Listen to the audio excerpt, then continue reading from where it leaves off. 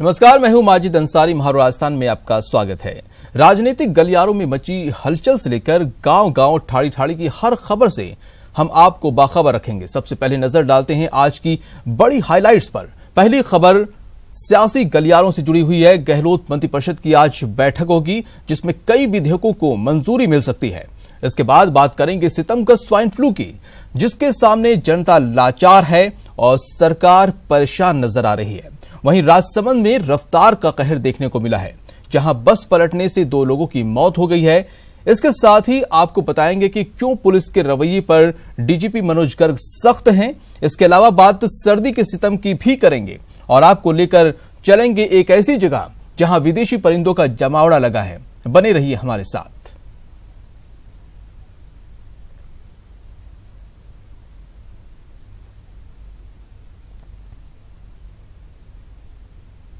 और बात करते हैं स्वाइन फ्लू की। प्रदेश में स्वाइन फ्लू का कहर लगातार जारी है, इस पर लगाम नहीं लग पा रही है, उल्टा ये बेकाबू होता दिख रहा है। हर रोज पॉजिटिव मरीजों और मृतकों का आंकड़ा बढ़ता ही जा रहा है।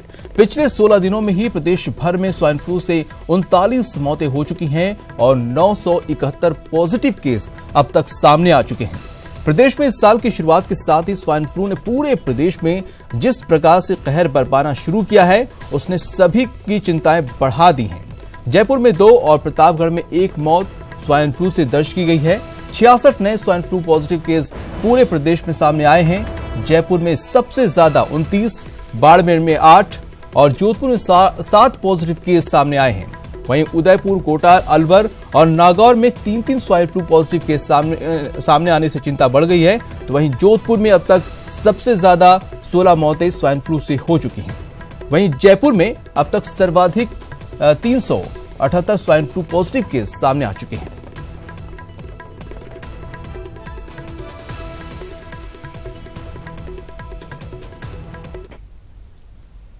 तो प्रदेश में स्वाइन फ्लू का कहर लगातार जारी है। अब तक प्रदेश में 39 लोगों की मौत हो चुकी है। वहीं दूसरी ओर स्वास्थ्य मंत्री का स्वाइन फ्लू ज्ञान लोगों को हैरत में डाल रहा है।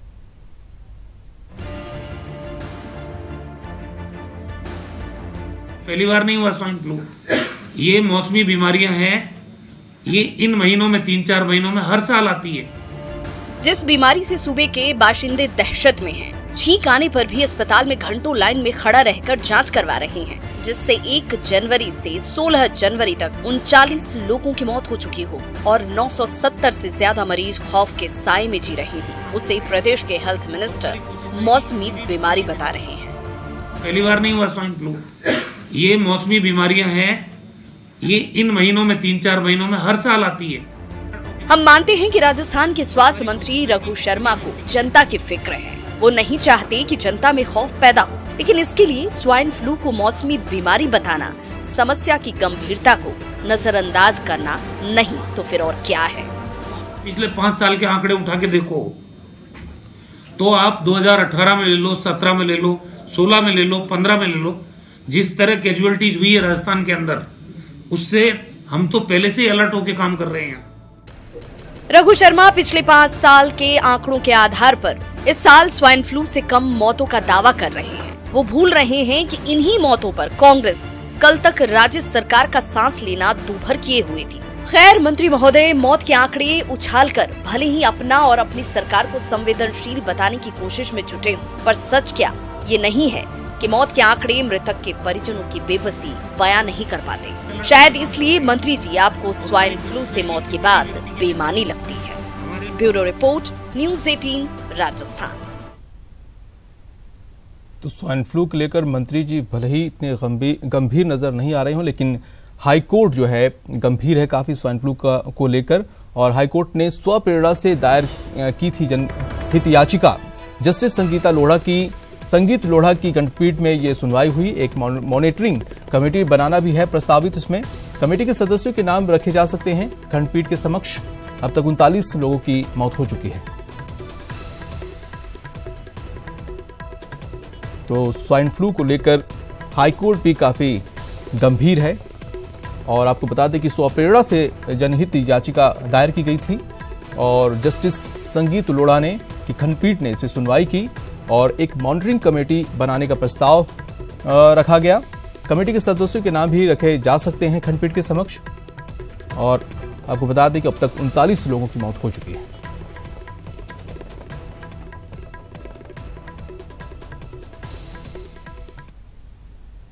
और इस खबर पर सचिन शर्मा हमारे साथ जयपुर से जुड़े हुए हैं और चंद्रशेखर व्यास जोधपुर से हमारे साथ जुड़े हुए हैं। हम जानने की कोशिश करते हैं, सचिन के पास चलते हैं। सचिन, स्वाइन फ्लू का कहर लगातार जारी है और मंत्री भली सरकार जो है कई कदम उठाए हैं, लेकिन इस तरह के जो बयान आ रहे हैं वो काफी गैर जिम्मेदाराना लगते हैं, क्या कहेंगे?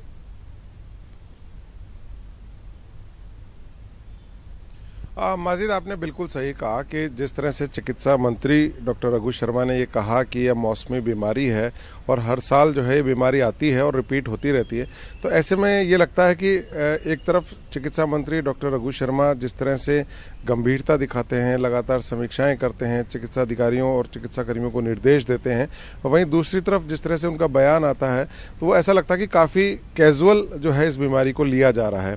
ऐसे में जब एक जनप्रतिनिधि का इस तरह से बयान आता है तो आम जन भी यही सोचते हैं कि एक कैजुअल बीमारी है, इसलिए इसको अधिक जो है गंभीरता से लेने की जरूरत नहीं है, जबकि हालात इसके विपरीत हैं। प्रदेश में पिछले 16 दिनों में 39 मौतें अब तक इस बीमारी से हो चुकी हैं। वहीं 971 पॉजिटिव केसेस अब तक सामने आ चुके हैं, यानी 1000 के करीब जो हैं हम पहुंच चुके हैं पॉजिटिव आंकड़ों को अगर हम देखें तो, और 40 के करीब मौतें हो चुकी हैं। तो ऐसे में यह बयान जो है वो गैर जिम्मेदाराना लगता है, जबकि होना ये चाहिए था कि चिकित्सा मंत्री लगातार इस बात को पुख्ता करते कि जो भी स्वाइन फ्लू मरीज मिल रहा है उसके घर के आसपास के जो 50 घर हैं, क्या वहां पर जो सर्वे और स्क्रीनिंग और मॉनिटरिंग का जो काम होना चाहिए, क्या वो सघनता से और जिम्मेदारी के साथ हो रहा है, या वो भी जो है केवल कैजुअली या नाम के लिए ही वो अभियान चलाए जा रहे हैं। जिस तरह से जोधपुर में भी आपने देखा कि वहाँ पर बड़ी टीमें जो हैं गठित कर करके और पूरे जो भी इलाके प्रभावित थे वहाँ पर भेजी गई। ठीक इसी तरह से जयपुर में अगर हम बात करें तो 378 पॉजिटिव केसेस, जो कि सबसे ज़्यादा पॉजिटिव केसेस अगर हम देखें तो जयपुर में हैं, क्योंकि यहाँ पर पूरे प्रदेश से रेफर होकर के मरीज आते हैं। तो ऐसे में जयपुर में भी कुछ इस तरह के अभियान चलने चाहिए थे। हालांकि पिछले दिनों CMHO प्रथम जो हैं डॉक्टर नरोत्तम शर्मा, उन्होंने अपने क्षेत्र में इस तरह के अभियान की शुरुआत की थी। 3 दिन ये अभियान भी चला, जिसमें आशा वर्कर्स, मल्टीपर्पज वर्कर्स और इनके अलावा नर्सिंग स्टूडेंट्स को शामिल करते हुए टीमें बना करके घर घर भेजी गई थी। लेकिन 3 दिन के अभियान से यह बीमारी रोकथाम हो पाएगी ऐसा नहीं लगता, क्योंकि जब तक लोग इस बीमारी को गंभीरता से नहीं लेंगे और उनके जो स्वाइन फ्लू के जैसे मिलते जुलते जो लक्षण हैं जी, जो कि सर्दी, खांसी, जुकाम और इसके अलावा गले में खराश और हल्का बुखार यदि उन्हें है तो वे तत्काल इसकी जांच कराएं, दवा का सेवन करें। बिल्कुल सचिन, उस पे ध्यान रखना चाहिए सभी को भी। हम चलते हैं चंद्रशेखर व्यास के पास, चलते हैं जोधपुर से, वहां हमारे साथ जुड़े हुए हैं। चंद्रशेखर, ये बताइए कि सरकार तमाम स्टेप उठा रही, कदम उठा रही है और कुछ जागरूकता अभियान भी चलाया जा रहा है, लेकिन कहाँ चूक हो रही है कि ये चीजें बढ़ती ही जा रही हैं, रुकने का नाम नहीं ले रही है स्वाइन फ्लू? जी माजिद, अगर बात करें तो जिस तरह से लगातार स्वाइन फ्लू का जो प्रकोप बढ़ता जा रहा है, इसका सबसे बड़ा कारण तो यह है कि जो जनता में एक जागरूकता की कमी, इसमें सबसे बड़ी कारण वजह नजर आ रही है। चिकित्सा विभाग अपनी तरफ से पूरी कोशिश कर रहा है। इसके अलावा हाईकोर्ट भी इस मामले में बहुत गंभीर नजर आ रहा है। आज हाईकोर्ट जस्टिस संगीत लोढ़ा की खंडपीठ में एक सुनवाई होगी, जिसमें एक हाई पावर मॉनिटरिंग कमेटी गठित किए जाने की बात है और कई नाम सामने आ सकते हैं, जिसमें डॉक्टर अरविंद माथुर का नाम आ सकता है। इसके अलावा एम्स के डायरेक्टर का नाम भी इसमें जो है पेश किया जा सकता है। इसके अलावा चिकित्सा क्षेत्र से जुड़े एक वैज्ञानिक का नाम भी जो है इसमें कमेटी में जो है आ सकता है। सबसे बड़ी बात अगर करें तो जिस तरह से अब आगे एक और खतरा नजर आ रहा है कि जिस तरह से शादियों का सीजन आ रहा है, लोग भीड़भाड़ वाले इलाके में रहते हैं और लोग सर्दी, खांसी, जुकाम को गंभीरता से नहीं रहते, जिसकी वजह से जो है वो अस्पताल पहुंचने में लेट हो जाते हैं और यही कारण रहता है कि मौत का आंकड़ा लगातार बढ़ता रहता है। और इसके अलावा प्राइवेट जो अस्पताल, निजी अस्पताल है, वह भी कहीं ना कहीं इसमें एक बहुत बड़ी भागीदारी निभा रहे हैं। जिस तरह से मरीजों को लंबे समय तक रखते हैं और बाद में जो है सरकारी अस्पताल की तरफ शिफ्ट कर दिया जाता है, तब तक स्थिति नाजुक हो जाती है। ऐसे कई मामला थे जिनके चलते जो है ये स्वाइन फ्लू जो है एक कहर बन के सामने आ रहा है। लेकिन अब देखने वाली बात है कि आज जो हाईकोर्ट में सुनवाई के दौरान जो एक कमेटी पेश की जाएगी और ये कमेटी पूरी मॉनिटरिंग करेगी और आगे जाकर क्या स्टेप्स जो उठाती है जो इस बीमारी में लड़ने के लिए सहायक होगी। जी माजिद।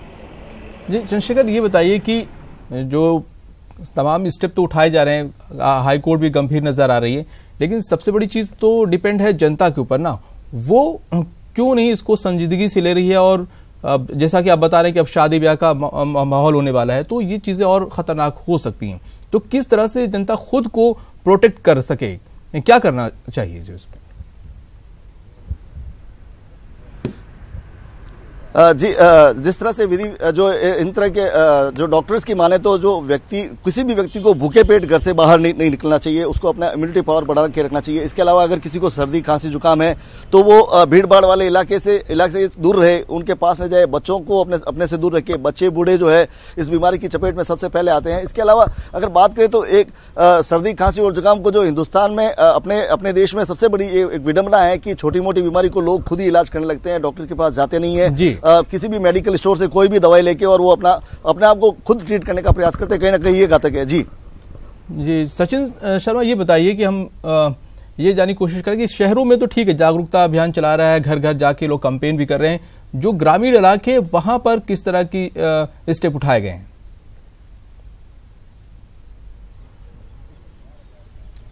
देखिए माजिद, ये एक अच्छा प्रश्न आपका कि जो ग्रामीण इलाके हैं वो अभी इससे अछूते हैं। अगर बात करें वहाँ पर जन जागरूकता की, तो जो स्टेप यहाँ शहर में उठाए जाते हैं वो ग्रामीण क्षेत्रों में दिखाई नहीं दे रहे हैं। इसका विभाग का एक तर्क यह भी है कि जो क्लोज कांटेक्ट में लोग जहाँ रहते हैं, जहाँ क्लोज कम्युनिटी होती है, वहाँ पर जो है इस बीमारी के फैलने के जो है चांसेस ज़्यादा होते हैं।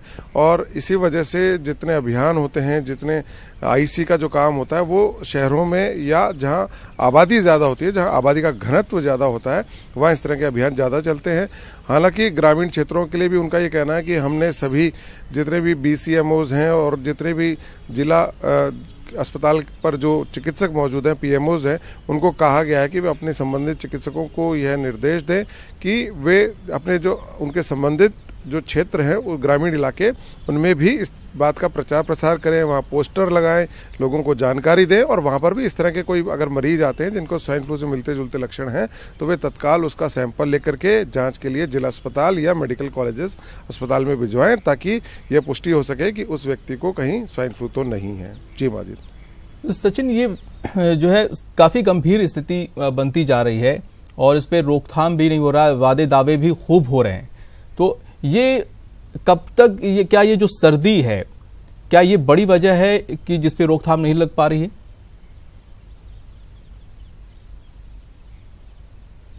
बिल्कुल माजिद, चूंकि स्वाइन फ्लू का अगर हम ट्रेंड देखें पिछले सालों का, तो जैसा मैंने पहले भी कहा कि यह एक बहरूपिया वायरस के रूप में जाना जाता है। पहले इसकी कैलिफोर्निया की स्ट्रेन थी, फिर उसके बाद इसकी मिशिगन स्ट्रेन आई, और ये अपना रूप बदलता रहता है। इसके साथ में ये अपने मौसम भी बदलता है। इसका ट्रेंड जो है वो देखने में मिला है कि ये कभी सर्दियों में होता है, कभी बरसात के दिनों में होता है, और कभी ये गर्मियों में भी देखने को मिलता है।